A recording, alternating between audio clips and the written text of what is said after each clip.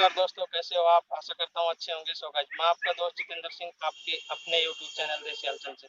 तो गाइस, आज हम आए हैं हरियाणा के झज्जर जिले में। तो दोस्तों, यहाँ पर एक मकबरा बनवाया था, तो उस मकबरे के बारे में हम आपको बताने आए हैं और उसकी जो हालत है आज किस प्रकार हो गई वो सब आपको दिखाने आए हैं। तो चलो चलते हैं, हम आपको बैक कमरे से दिखाते हुए। अब हम आ गए हैं उन मकबरों के बिल्कुल नज़दीक। यहाँ से हम आपको इनका जो नज़ारा है वो बिल्कुल बारीकी से दिखाएंगे और इनकी हालत फ़िलहाल कितनी ख़राब हो गई है वो सब आपको दिखाएंगे।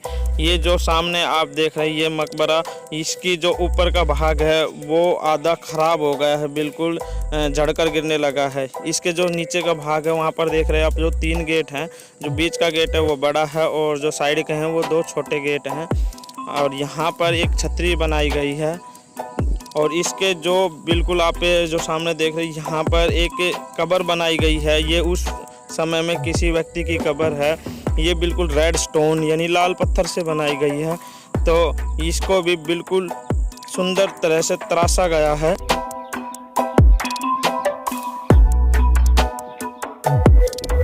आप जो सामने हमने आपको वो मकबरा दिखाया था उसका जो गुंबद है वो देखो कितना बड़ा है। यहाँ पर जो गेट है उसकी जो सुंदरता है देखो, कितनी बारीकी से इसकी जो बनावट है वो की गई है। यहाँ पर देखो ये जो इसकी दीवार है ये कंकड़ पत्थरों, चूना पत्थर से बनाई गई है।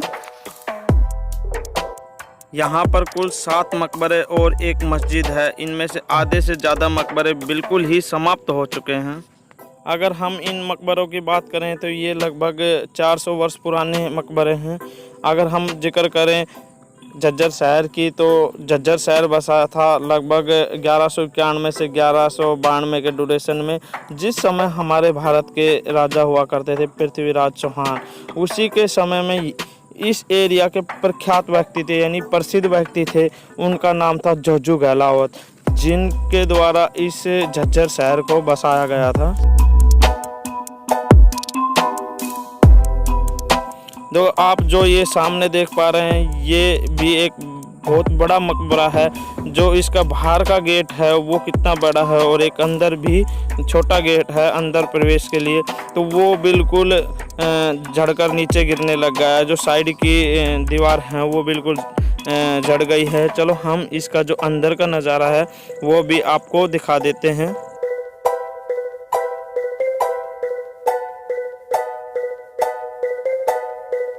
यहाँ पर भी जो आप नीचे देख रहे सामने, यहाँ पर भी कुछ कब्रें बनाई गई हैं और जो ऊपर का जो नज़ारा है कितनी सुंदर बारीकी से यहाँ पर जो डिज़ाइन है वो बनाया गया है।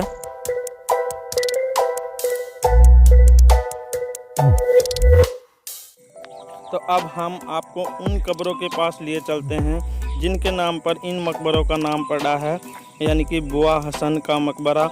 तो जो बुआ हसन की कब्रें हैं उनका नज़ारा हम दिखाते हैं। उनकी जो मृत्यु है वो कैसे हुई, उनका जो इतिहास है वो किस प्रकार है, वो सब आपको दिखाते हैं।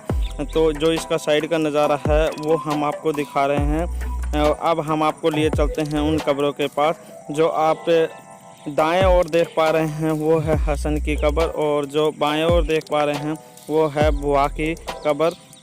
तो जो इनका इतिहास है वो बारीकी से हम आपको बताते हैं। तो हम जिक्र करते हैं 1596 से 1626 समय के बीच की, जिस समय हमारे यहाँ के शासक हुआ करते थे मुस्तफ़ा कलोन। तो उनकी एक बहादुर बेटी थी जिनका नाम था बुआ। तो जो बुआ थी उनको शिकार करने का बहुत ज़्यादा शौक़ था। तो एक दिन वो बुआ शिकार करने के लिए एक जंगल में चली गई। तो जैसे ही वो जंगल के अंदर से गुजर रही थी तो उसको एक झाड़ी में कुछ सुरसराहट की आवाज़ सुनाई दी, यानी कि कुछ हिलने की आवाज़ सुनाई दी। तो उसने अचानक देखा कि एक शेर सामने है। तो उस शेर ने उस बुआ पर हमला कर दिया। तो वह ज़ोर से चिल्लाने लगी। इसी बीच उसके नज़दीक ही एक लकड़हारा लकड़ी काट रहा था जिसका नाम था हसन। तब हसन ने बुआ के चिल्लाने की आवाज़ सुनाई दी।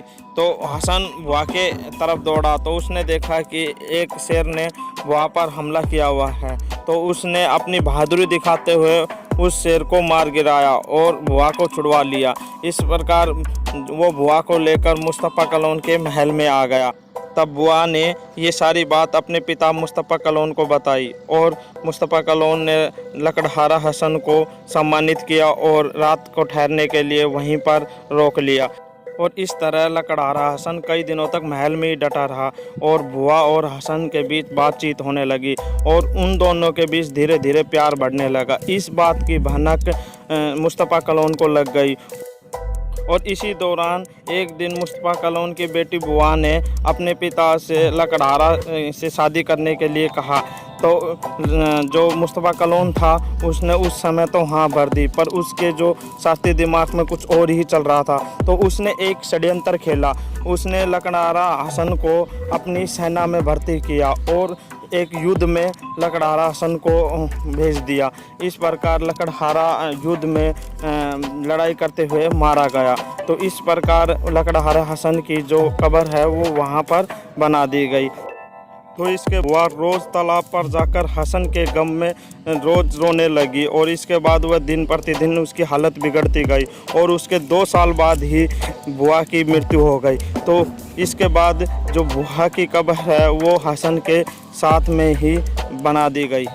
देखो यहाँ से आप जो सामने देख पा रहे हैं, इनकी जो पैड़ी है वो कैसे टूट फूट हो गई है।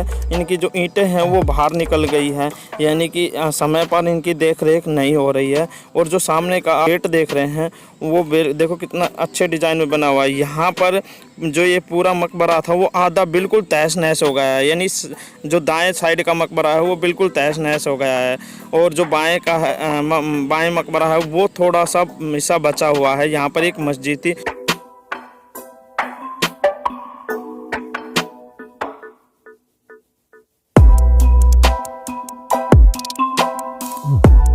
देखो यहाँ पर जो अंदर घासें भी उगाई है और यहाँ पर आप सामने देख रहे हैं जो दरवाज़ा है वो रेड स्टोन का बनाया हुआ है।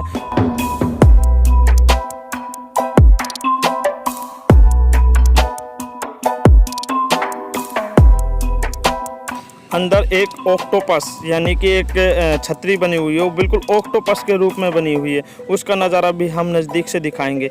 यहाँ पर कुछ अलग भाषा में लिखा है, उर्दू है या पंजाबी है ये तो हम नहीं जानते, पर क्या लिखा हुआ है देखो। यहाँ पर जिस हम ऑक्टोपस की बात कर रहे थे, जिस छतरी की बात कर रहे थे, ये वो है। इसके नीचे एक कब्र रखी हुई है, ये उस ज़माने की कब्र है।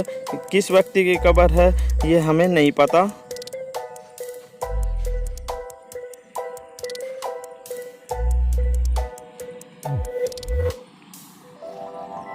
इसके पीछे भी एक मकबरा बना हुआ है।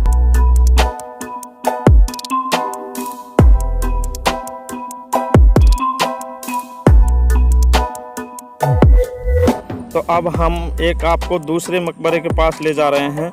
उसकी हालत भी बहुत बेकार है। यहाँ पर भी आप देख रहे हो कुछ कब्रें बनी हुई है, यानी हर मकबरे में कब्रें बनी हुई है।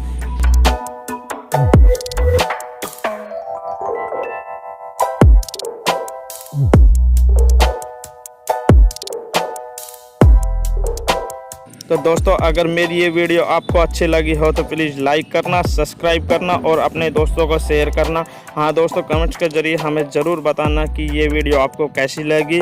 अब मिलते हैं मेरी नेक्स्ट वीडियो में नए टॉपिक, नए जगह के साथ। जय हिंद, जय भारत।